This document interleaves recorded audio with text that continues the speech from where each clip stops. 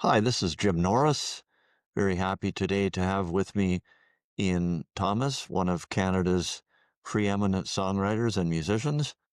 How are you doing today, sir? Very good, thank you. Good, good. That's Glad good. to be alive. Yeah. So, just going way back, I read somewhere when I was, Googling you, that your first songwriting started when you were about 15 years old, which is obviously a few years ago. So, tell me about that. And I guess the other thing, going back that far, is just the influence that your family had on your creative career, because it appears that your parents and, of course, your brother are very creative people. So I have to think that must have rubbed off. Well, definitely the household we grew up in was encouraging to creativity. Uh, as my mother was slowly declining, as we sought to define her, the gift she gave both of us was telling us that we could do anything we put our minds to. And we took that to heart and have attempted things we had no business trying because there was such a sense of the world was your oyster. She gave us a really wonderful sense of confidence, and there was music and laughter in the house, and philosophical discussion. My father was a philosophy professor. My mother was a musician. So that was what we were given as children. So my first song, I was 15 years old, and it felt to me like I was talking to my subconscious. I was intoxicating once I was into the inside of creating this song. It was a very, I don't know, spiritual. It was a spiritual element to it. I was in awe that you could pull something out of nothing, and um, and that is something it's been called the unmerited grace of inspiration. Inspiration, just when it occurs, it's powerful. And I've got a handful of songs that wrote themselves, basically. I have felt guilty about calling myself author for something that just streamed in. So I was hooked from my first song on. It helped me sort out things. Became aware that my subconscious worked while I was asleep because I'd get up in the morning and there was the missing word or the missing phrase I'd been, you know, perseverating on for hours the day before. So it's been a process that fascinates me to this day.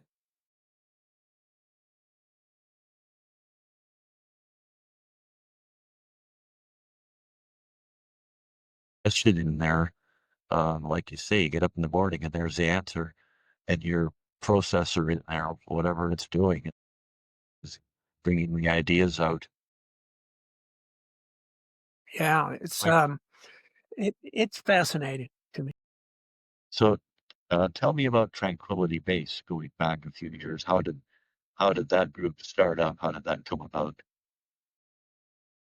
Well, I kept hearing all these harmonies in my head that required more voices, and but the band expanded with no specific direction, and it became basically I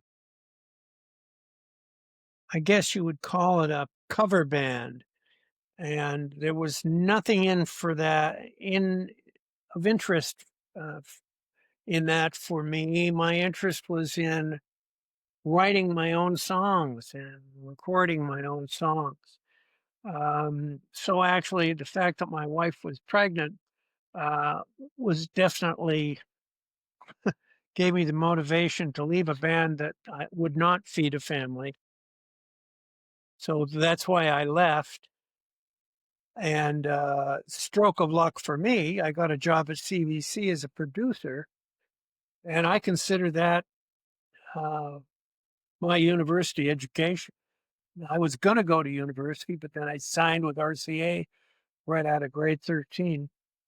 Um, Tranquility Base was, by the time I left, five very, very different people um, that was really just destined to be a club cover band. And I didn't see any future there at all. Well, good. But great experience, of course. Pardon me? Great experience. Yes. Oh, sure it was. I did learn from that, and I certainly learned what I didn't want to be. That's always a Um, good thing. a- So, and and uh, my yeah, skipping ahead to Painted Ladies, which is certainly one of your biggest hits of your career. Where did the inspiration for that song come from? well, it's kind of biographical, really, in that autobiographical. So here I was, the son of a philosophy professor, this sort of protective dome of academe that um, it really wasn't the real world. You know, it in the song, there's this person who is longing um, to be home with family because I already had a wife and kids in that time, and I was madly in love with my wife in Tranquility Base, and so we any time away from her was didn't feel right somehow. And then here I was all of a sudden sharing dressing rooms with strippers, and it was an eye opener for sure. Um, but that was sort of the melancholy in the song. Really is longing for whom? Great, and that was, I guess, one of your biggest hits of your career. Well, it was in terms of chart numbers. Uh, Certainly, you know, songs I that were covered by other artists, songs of mine that were bigger records to me monetarily. Right. When I owned all of my own publishing with the Boomers catalog in the '90s, I had never seen a money stream like that from Painted Ladies. So it is my biggest hit, only that it sort of introduced me to the world and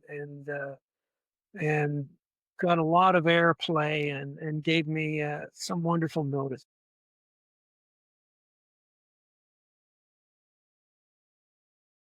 When were you touring, like aside from Tranquility Base, after that with your songwriting career, were you touring as sort of touring musician as well during those days?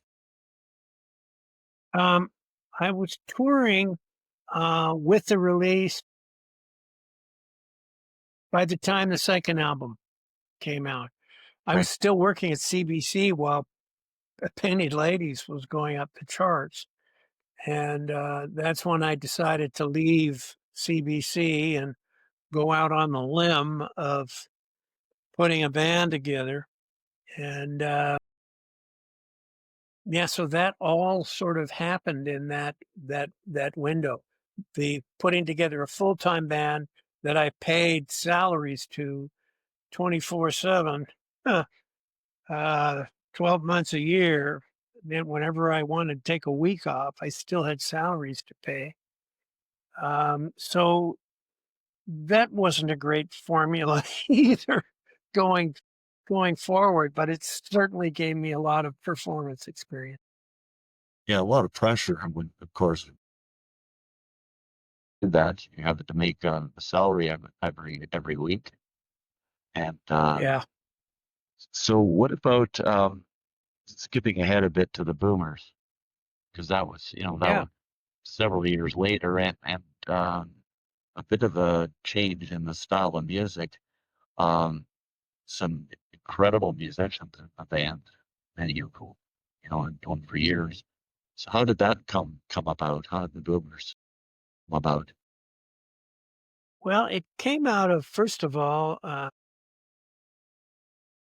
when the Levity album did not perform after we invested so much in it, I thought, oh, I'm done for. You know, the record business is, and certainly radio was giving me an official goodbye. It was a big waving hand looking at me. And I found I was still, at that point, I'd begun doing movie scores, which I loved doing, done a couple of dozen of them. Um, but a thing occurred. I was picking up a piece of gear from a seller in Toronto, and he had this Tennessean, an old Gretsch Tennessean, and somehow I picked that thing up, and it just felt wonderful in my hands. And in between writing cues for a film, I kept picking this guitar up, and these songs just written for myself with no particular destination in mind. I I wasn't thinking I was relevant at radio, so I didn't give a damn about those. I just selfishly wrote an interesting collection of little songs that came out of this 1964 Gretsch Tennessean. And then when it was time to record it, because they still owed some albums for Warner Brothers, I thought, well, I'm going to put together a really eclectic group of players. They were players I knew and loved and friendly, and they were all about the best. They were internationally amazing. From Rick Gratton, the drummer, whose drum education books have, you know, been studied by some of the world's best drummers. He just had a groove that was a mile deep. That was Rick Gratton. Bass player Peter Cardinelli, just ridiculously wonderful musician. And then Billy Dillon on guitar, who was beginning to make a name for himself because Danny Lanois decided to use him on many records he was producing, like Robbie Robertson and some of those acts.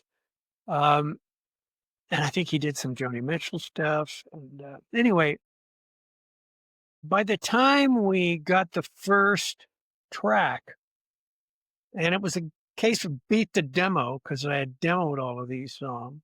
So the band knew exactly where it was coming from rather than looking at a chart. They heard it in the air and understood sort of where it was coming from. And so the immediate response from the band was focused. And this thing appeared that was definitely beyond my arranging capabilities. Everybody sort of was in command of their own domain, but served song. And I realized this was a band. It needed everybody's name on it because their input was just fantastic in the making of the record. So, we were all baby boomers. So we called it the boomers. And we all loved to play music. So the album was called What We Do. And it was interesting. It came out in Canada, and the first review said, "This is just another Ian Thomas album with a bunch of sidemen." And then the first German review came out, and it said, "What an interesting collection of musicians from completely different directions, all gathering in the pursuit of focused with these particular songs. So the German audience got it right out of the box that this was really it was capturing live performances. Most of the bed tracks we did live and no editing.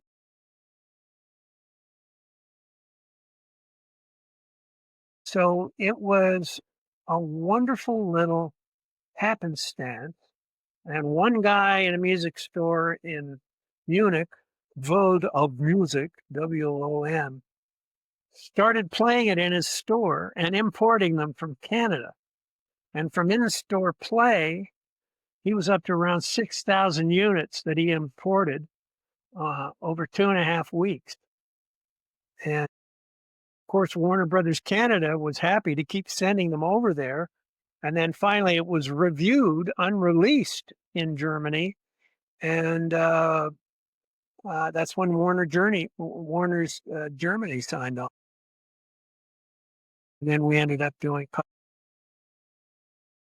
wonderful. The boomer tracks, where were they recorded? They were recorded in my barn in Winona. I had a barn studio, and it was world class, that room. I loved it when my scores for ABC Movies of the Week had all been recorded in a barn in Winona, Ontario, and there they were on ABC Network in the United States. It was a very good studio, great sounding room, and state of the art in its day. So yeah, we that was another thing that was very organic about it. We all got together. Hey, so I noticed of late you're still out touring. The last few quite a few concerts. How do you feel about that going on the road? Um, well, it's interesting that so Murray McLaughlin dragged me out of the studio kicking and screaming because I had pretty much become a studio dweeb, uh, and I had pretty much given up performing. And so had Murray actually in that window. He had gotten a little bitter over it all, and then he had a major heart issue when he went into for his pilot's license, and he said the technician was perhaps had argued with a loved one earlier in the day because he scored Murray's artery, and here he was, bleeding internally. And anyway, they operated on him, and he came around after a quadruple bypass, and he said, "Well, the take home of that all is, if you don't use the talents God gives you, God's get God gets pissed off." He said, "It's time to start playing, and I want to put." He was asked to put a song circle together, and usually those are four independent writers, and one will play a song, and the others will look on like they're interested, and then it will go to the next writer, et cetera. And he said, "I don't want to do that format. I want us all to pick and become background players and singers to each other's songs." So he put Lunch at Al's. We put Lunch at Al's together. Mark Jordan joined us and Cindy Church. And we have crossed Canada for almost 25 years as Lunch at Allen's. Well, that I came to love performing on a level. There were no clubs involved. There were just beautiful old theaters that the Marx Brothers had walked on. It felt like such a privilege playing some of these gorgeous theaters with beautiful grand pianos, and the audiences just, we started packing the theaters coast to coast. It's just wonderful. So in 2023, I felt, well, I'd like to try a band show of my stuff where I can actually reproduce the records a little live. I thought I was going to lose my shirt. Darned if we didn't sell the theaters out. So I've done 3 tours. with full band, and I'm getting ready to do one in spring of 2026. Excellent. So it's fun. It's wonderful to hear the people calling out songs from early albums. It's amazing to see people singing along with stuff. And I feel the audience, they kind of got to know me a little through my songs. And I feel some nights I'm just playing for a bunch of kindred spirits, which is wonderful. And I think since the desolation of radio to more corporate structures where it's close to monopoly, it's a duopoly, thanks to the CRTC who let that legislation go through. They've taken variety out of the mix. A lot of listeners feel ostracized from contemporary radio. So maybe they're coming out to these gigs because they want to hear some music they like or some music they remember that takes them back. So be sort of inadvertently becoming part of the soundtrack of their lives over the years through my releases.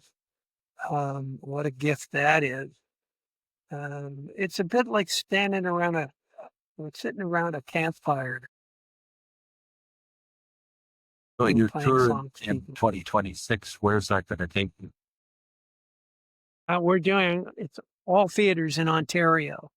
So I'm trying to stay close to home so I can come back home almost every night. I got a lovely wife back here. So yeah, we're doing Ontario. So recently you've been inducted into the Canadian Songwriters Hall of Fame, which is uh, which is a great honor. I noticed, I noticed it today, and I read your Facebook post that after received that, one of the things I guess of what you talked about is gratitude, which I think is important. Instead of what? I'm sorry. Gratitude, which I think is Yes. kind of hard to find sometimes now. But I read your whole post. That was kind of a thing. Uh,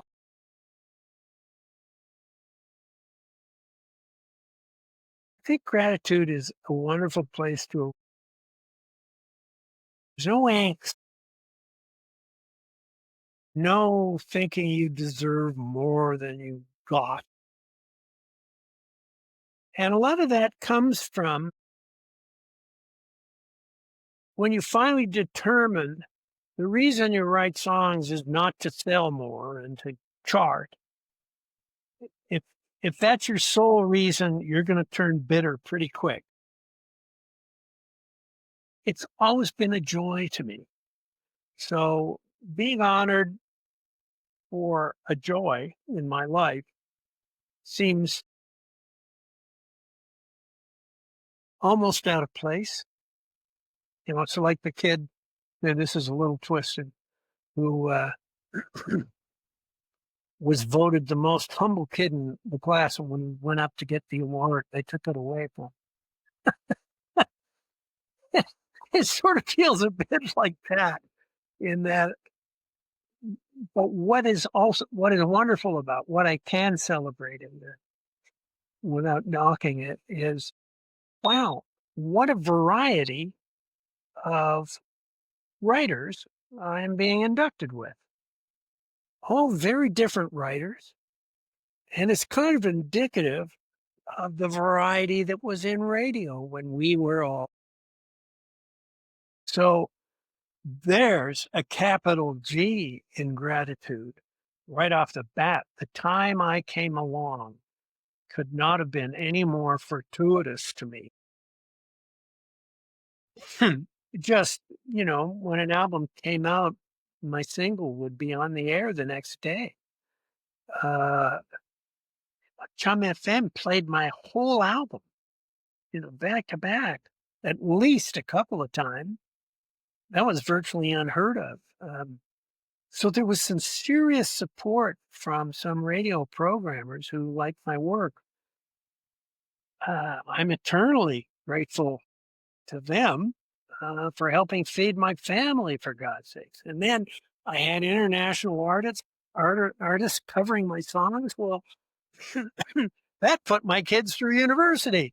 So it just seemed like one door opened after another for me. And yeah, I got gratitude in Spain. Right. The other thing that stood out when I looked at your Facebook post was looking through the comments, and obviously you looked at those. But that was the comments alone were a who's who of Canadian songwriters, artists, and so I think that says something right there. You know, man, all of them were positive. They were saying it was well deserved and it's about time. But just looking at the name, where the comments were from, so obviously, you know, you're followed by a pretty serious audience altogether. It's amazing. It really is amazing. Read all these people saying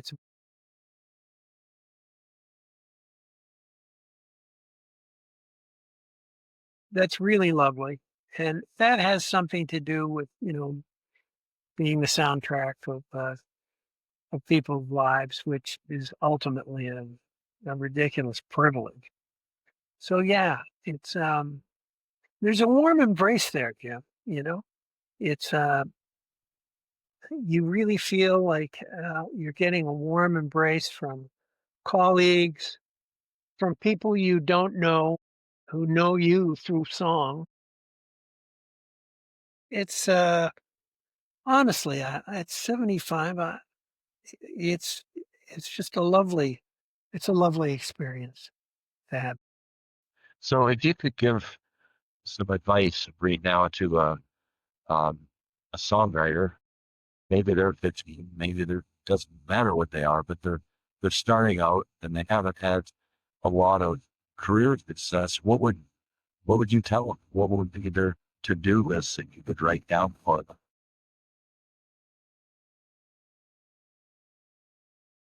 Basically, it would be about maintaining your love of the craft. So, in other words, first of all, understand some people are going to hate everything you write, some people are going to love everything you write, and the vast majority could care less one way or the other. If you put that up there and remember that you're not owed anything, it gets you to focus on why it is you want to write. And usually the people that persevere are the people that manage to break through. I just kept writing, even though I had failures. I just kept writing for the love of writing until I guess some people just, all right, put that record on. What the hell? What's behind that one? It's as good as anything else out there. And yeah, he's been around a while. That I think having that knowledge when you're just coming up, um, to try and keep your joy in writing, that will keep your output happening. And it's all about your output. And probably the 20th song you write is going to be way better than the first song. And also that every word is not precious. When you first write, you don't want anybody to touch anything. It's like it was God given or something. 99% of good writing is rewriting and distilling. We have to try and get perfect ideas through the imperfect prism of humanity. What you can think of and how it actually comes out are sometimes two different things. So, keeping in mind all of those things, I am in awe of the creative process. It's a great joy of discovery for me. Murray McLaughlin, Mark Jordan, and Ian Thomas are still writing new albums. My last album, How We Roll, in 2024, just won an award in Europe, Visions of Sound Award. I did it in immersive recording and Dolby Atmos. And, to be getting accolades at 75 for my latest album in Europe is just fantastic. It's interesting, I don't think anything will see the light of day in Canada or North America. But in this field of immersive audio, it's a very tight little market, basically for audiophiles who, have those sound systems to play back. But to your point on question, your question and point, I could say, is advice to a young person: don't take yourself too seriously, just keep writing. And as Margaret Lawrence said, writing is my joy, and all the rest of it is just odd job. So obviously she did a lot of literary odd jobs to fund her love of the true writing of discovery in her book. And I think that's good advice to a kid who may think that every word is precious. Down the road, you're going to move away from that. I think it'd be good to start with that. Great. Well, that's great advice. So, Ian, it's been great talking to you today. And I'm sure a lot of people watching this that are in Ontario will be watching for your dates. What's the best way for them to find out? Just to go to your website, or what's the dates? It should be up on my website. It will be announced shortly at Shantero Productions. They are online, and at Shantero, Shantero Productions.com. There's a window with my name in it and tour information. All right. Well, have a great tour, and thanks a lot today. Thank you, Jim. All the best.